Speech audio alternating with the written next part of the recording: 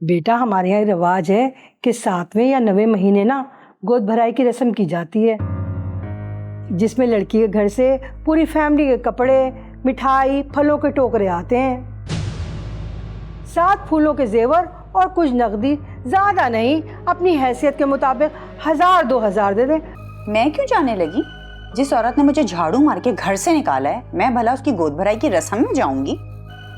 नामुमकिन। तो बस जब बुलावा आए तो मना कर देना। मना नहीं करूंगी। पापा को बोलूंगी दावतनामा लेकर मेरे घर आए और भाभी को भी साथ लेकर आए, और फिर ऐन मौके पर मैं जाऊंगी नहीं। अरे तो जब जाना ही नहीं है तो फिर बुला क्यों रही हो?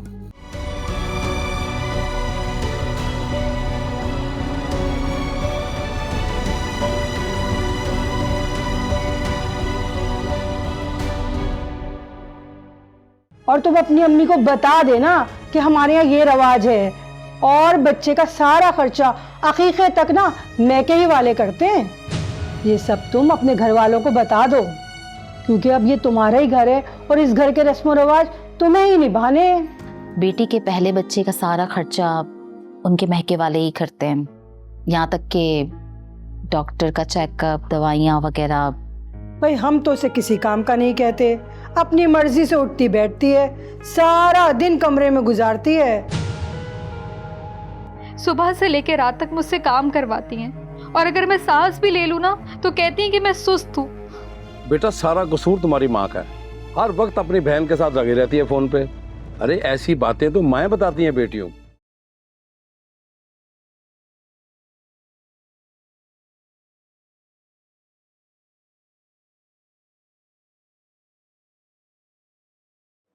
आफी, मुझे तुमसे एक जरूरी बात करनी है। जी आंटी।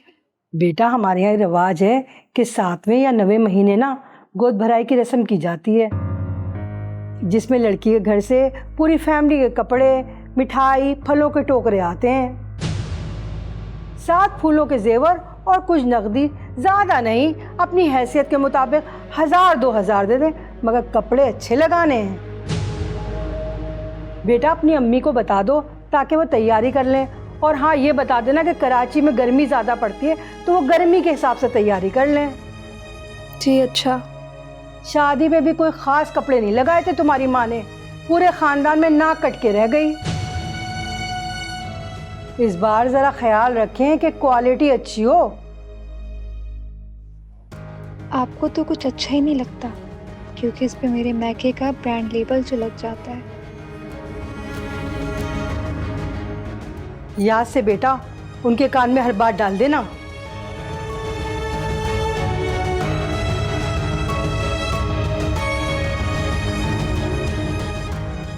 पता नहीं मैं किस दलदल में आके फंस गई।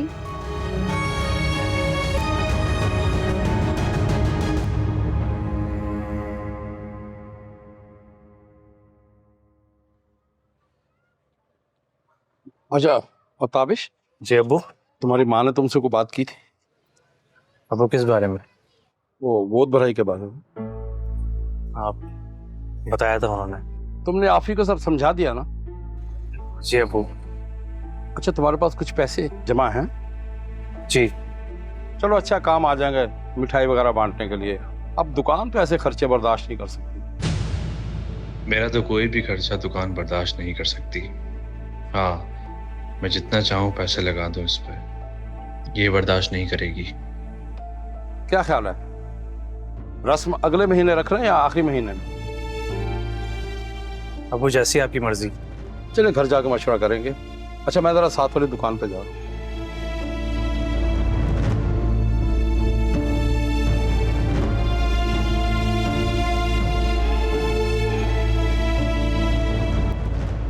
आप ही का फोन आया था।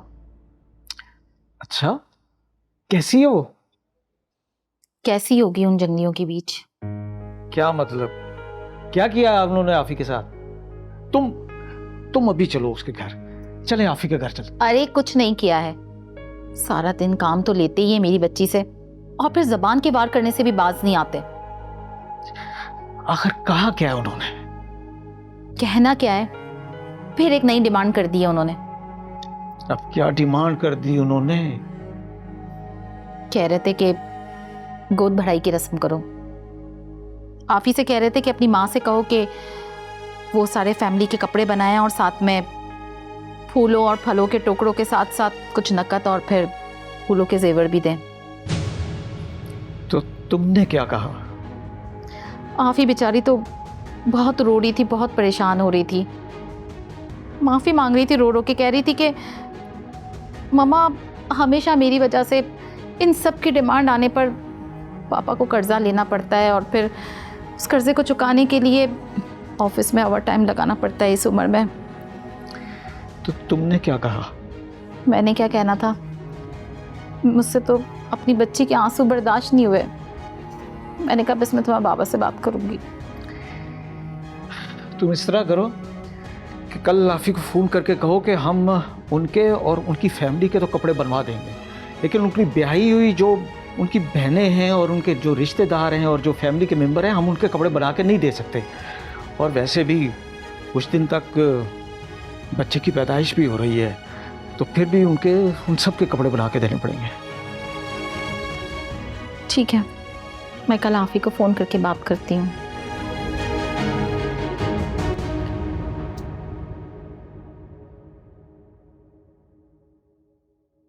मोहब्बत के नरम बोल थे, ना किसी ने सुने ना किसी ने कहे। हम भी तेरे इंतज़ार में ए पैगाम रसा यूं ही तकते रहे। पाँव की छालों की दास्तान कैसे सुने, क्यों ये फासले बढ़ते ही गए। वफ़ा की राहों के कठिन मरहले किस उम्मीद पे हमने झेले।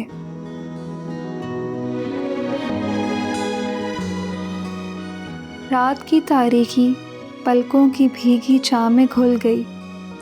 रोशन मौसमों की चाह में आँखों के कवल जलते रहे। एक अनजान सी ख्वाहिश, एक बेचैन प्यास। जिंदगी अपनी कहानी कैसे सुनाए, किससे सुनाए। गुजरे लम्हों का ये एहसान कुछ कम नहीं। यादों की खुशबू कभी कभी घर को रोशन कर जाती है। ख्वाबों के हजूम में आफी हम बेबस रहे। कौन सा आंचल भीगा था, किस आँख से आंसू बहे थे।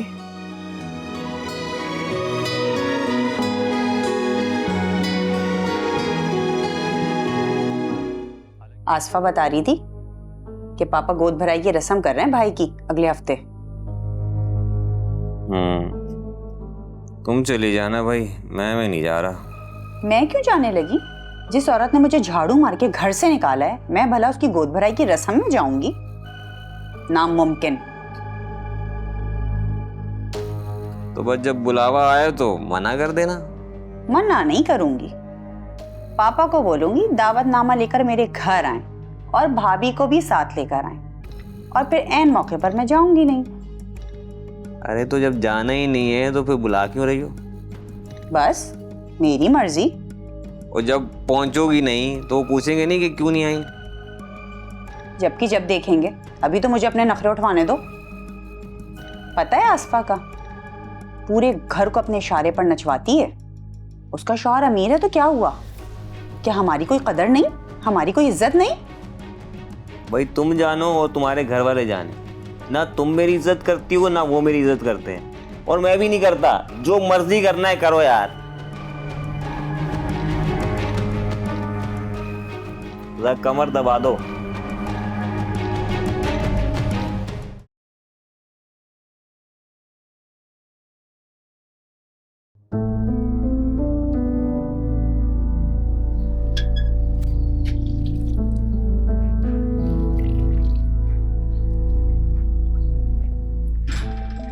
उठो उठो। तुम फिर से कपड़े धो रही हो।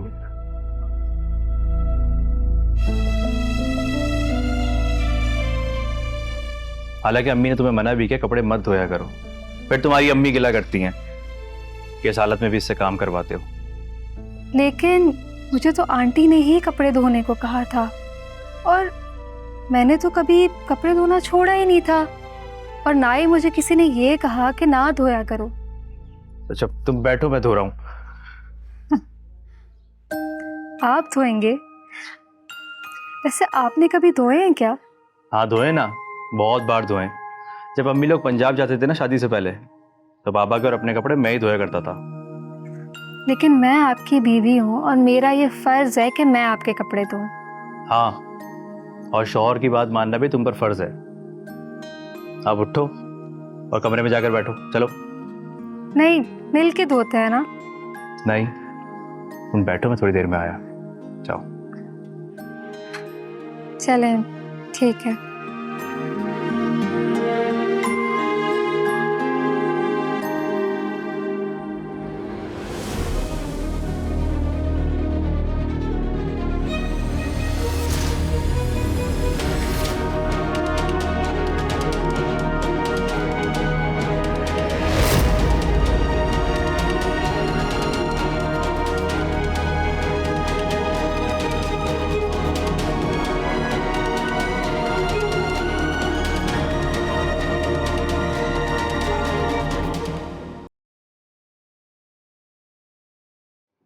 अबे ले आ जल्दी से भाई, क्या हो गया?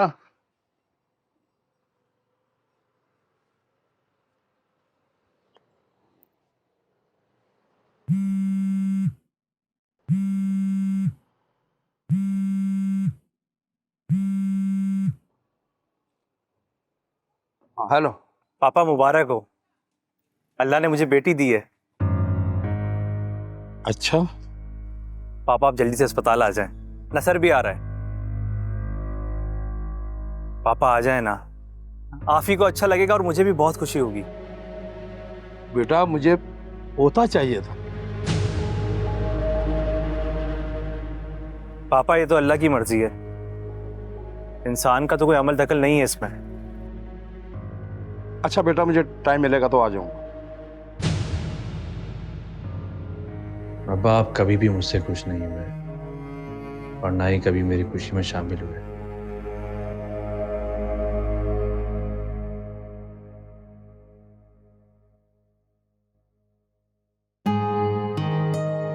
आफी बेटा, मैं तुम्हारे लिए कुछ लाऊं? दूध पियोगी या फिर कोई फ्रूट काट के लाऊं? मम्मी मेरा दिल नहीं चाह रहा। क्या हो गया है आफी? क्यों रो रो के खुद को हलकान कर रही हो? अम्मा उनको लगता था कि हमारे यहाँ पे पहली औलाद बेटा होगा।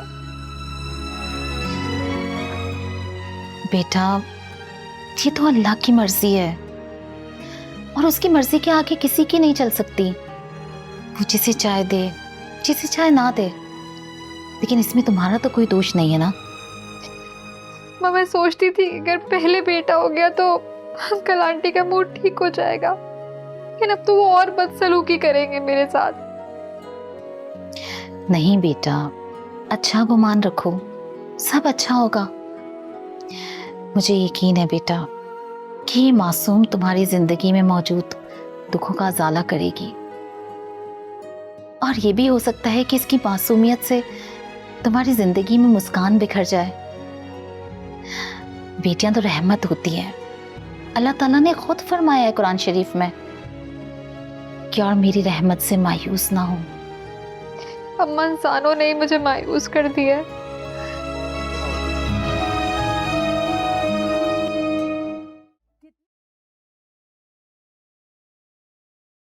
अम्मी मैं सोच रहा हूँ आधा किलो मिठाई के डब्बे बनवा लें। किस लिए? अरे अम्मी हमारे घर रहमत पैदा हुई है। पहले ही अल्लाह ने 6 रहमतें भेजी हैं इस घर में। दिमाग खराब हो गया तुम्हारा? बेटी पैदा की है तुमने, बेटा नहीं कि खुशियां मनाते फिरो और लोगों में मिठाई बांटते फिरो। अम्मी ये तो कुदरत के फैसले हैं। हाँ, मगर किसी हद तक इंसान का भी अमल दखल होता है इन फैसलों में। कितनी दफा मैंने तुम्हारी बीवी से कहा कि पीर साहब का दम किया हुआ पानी पिया करो और तावीज पहन लो, लेकिन मजाल है जो उसने कहना माना हो। भाई बड़ी ढीठ औरत है, मैंने आज तक ऐसी औरत नहीं देखी। बहुत दिल था तुम्हारे पापा का कि तुम्हारे घर बेटा हो। रोज कहती थी उसे कि पूरे घर में पोंछा लगाया करो, ज्यादा से ज्यादा घर में काम करो, मगर मजाल है वो कुछ करती। सोती रहती थी पड़ी हुई। देखा नतीजा, ऑपरेशन करवा के बैठ गई। भाई आजकल की लड़कियां किसी की नहीं सुनती, अपनी डॉक्टरी झाड़ती हैं। बुरा लगा, इस उम्र में बेटी का बोझ डाल दिया सर पे। पहले ही 2 बहनें बैठी हुई हैं, इनकी शादियां करोगे, बेटी पालोगे या उसको ब्याहोगे? अम्मी 2-4 सालों में बहनों की शादी भी कर दूंगा, और इसमें इस बच्ची का क्या कसूर? ये अपने नसीब का लेकर आई है। जैसे अपनी बहनों की शादी करूंगा वैसे इसकी भी कर दूंगा।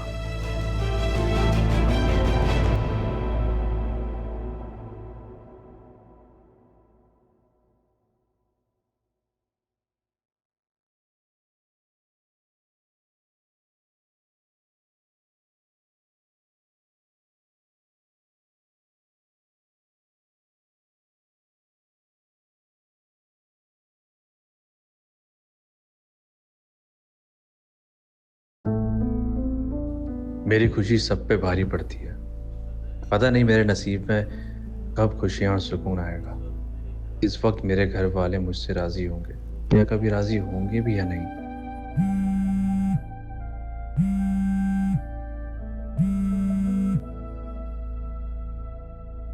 अस्सलाम वालेकुम। वालेकुम अस्सलाम। कैसी हो? गुड़िया कैसी है? अच्छी है। गुड़िया के पापा ने तो उसे याद किया नहीं, तो गुड़िया की मामा ने सोचा कि उनके पापा को भी याद दिला दिया जाए कि उनकी एक अदद शहजादी भी है। उसे ही याद कर रहा था, और अब मुझे पता चला है कि मुझे डांट खिलाने वाली चीज़ों में ये एक और चीज़ शामिल हो गई है। वो कैसे? अम्मी डांट रही थी, तुमने ना तावीज़ पहना और ना बाकायदगी से पानी पिया। मेरा ईमान इतना कमज़ोर नहीं है कि मैं तावीज़ खंडों के ज़रिए अपनी मुराद पूरी करूं। आपको पता है, आपने खोल के देखा है कि उसमें क्या लिखा है? और सबसे बढ़कर जिसने दिया है, आप उसके बारे में कितना जानते हैं? कि खुद उसका ईमान कितना पुख्ता है और वो तकवा के कितने करीब है। भाई तुम बहुत मुश्किल बातें करती हो। बहुत आसान बात है, लेकिन आप लोगों ने ना समझकर इन्हें मुश्किल बना दिया है। फिर से फलसफा। वैसे हमारी गुड़िया कोई चीज तो नहीं है। हाँ, तो मैंने ऐसा कब कहा? अभी थोड़ी देर पहले बात करते दौरान तो कहा है आपने। अरे वो तो ऐसी एक बात कही थी।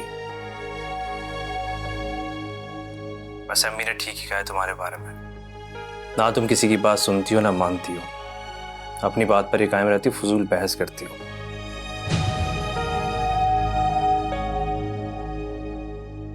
अच्छा, फिर बात करते हैं। इनको क्या हुआ? अच्छे भले तो ठीक थे। यकीनन आंटी ने कुछ मेरे बारे में कहा होगा कि इनका दिल खट्टा हो जाए मुझसे।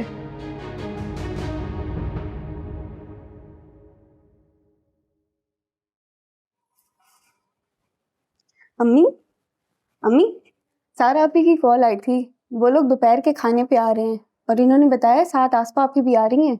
अच्छा। हाँ, और आप ही कह रही थी कि आप उन्हें कॉल कर लेना, शायद कोई जरूरी बात करनी है। तो पहले करवा देती मेरी बात। वॉशरूम में थी आप, अब वहां तो फोन लाने से रही मैं। तौबा है आजकल की औलाद, एक कहो 10 सुननी पड़ती है। लाओ कराओ मेरी बात।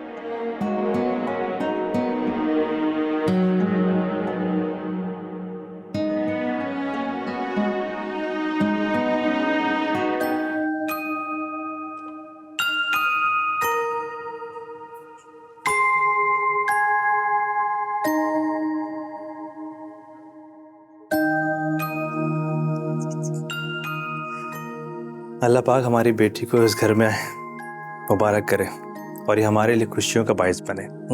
ताबिश, मेरा दिल बहुत उदास हो रहा है।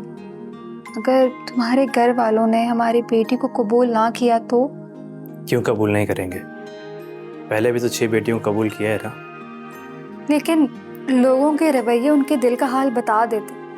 अगर तुम्हारे घर से कोई मेरी बेटी को देखने के लिए आ जाता तो मुझे फिर भी तसल्ली होती। देखो आफी, मेरे अम्मी अब्बू को हमेशा से ख्वाहिश थी बेटे की, हमारे घर में पहले ही 6 बेटियां हैं, तो ख्वाहिश तो होती है और एक नॉर्मल बात है ये। लेकिन कोई खुश हो ना हो, मुझे अपनी बेटी के होने की बहुत खुशी है। अल्लाह पाक ने हमें इस रहमत से नवाजा है, जितना शुक्र अदा करें उतना कम है। ताबिश, तुम खुश तो हो ना हमारी बेटी के होने पे? हाँ, बहुत खुश हूँ, और क्यों ना खुश होता। ये खूबसूरत गुड़िया हमारी पहली औलाद है। अरे तुम अभी तक दुकान पे नहीं गए? टाइम देखा तुमने?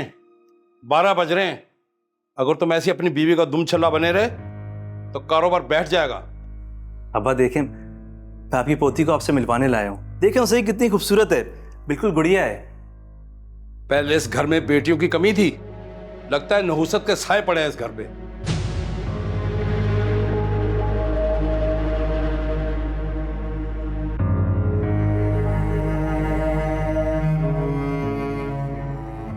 अब्बू, हम अपनी बेटी के पैदाइश पे बहुत खुश हैं, और आप अल्लाह की रहमत को नहुसत बोलकर अल्लाह की नाशुक्री कर रहे हैं। अब तुम मुझे बताओगे, हमने तुम्हारी शादी इसलिए नहीं की थी कि तुम बेटियों के रेवड़ में इजाफा करते रहो। ले जाओ इसे, और इस मनहूस को मेरे सामने लेके मत आना।